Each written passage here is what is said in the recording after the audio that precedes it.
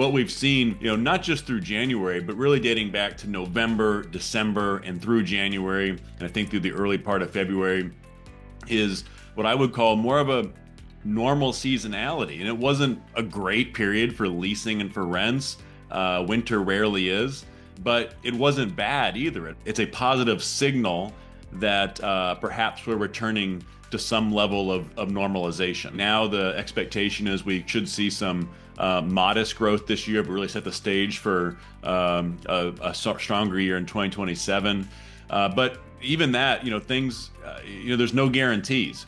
I will tell you the one thing we do know is that supply is going to come down. That'll be less of a headwind, but there's a lot of unknowns around the economy. Obviously, job growth has been really weak for these last few months. There's also while we have less supply now, we have a lot of supply that completed in 2025 that's still going through lease-up, and so the pace of those lease-ups is going to play a role as well. When we finally able to see occupancy rates normalize, that will allow for more of a rent rebound. And what we know is that starts are about half of what they were at the peak nationally. And in some markets, they're down even more than that. 23, 24, and 25, this was the highest supplied 3-year window since the 1970s.